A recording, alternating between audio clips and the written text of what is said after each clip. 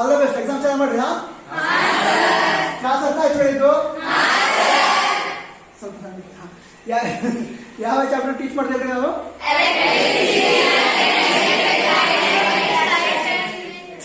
ನಂತರ electricity chapter ಏನಿದೆ? ಯಾವ ಕಾನ್ಸೆಪ್ಟ್ ಹೇಳಿದ್ರು?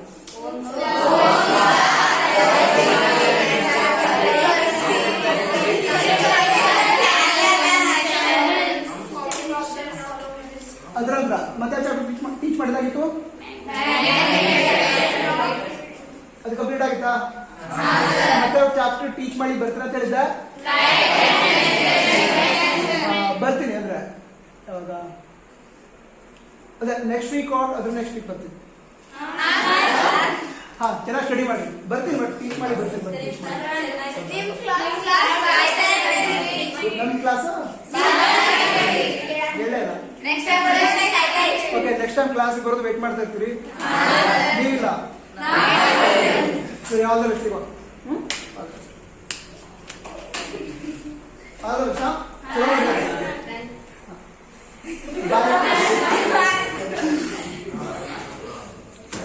ಯಾವ್ದು ಬೆಸ್ಟ್?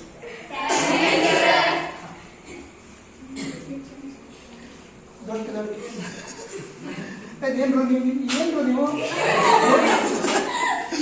ಸಿಗೋಣ. Bye. All the best. All the best. ನೀವು ಮಾತಾಡೋದು ಯಾಕೆ?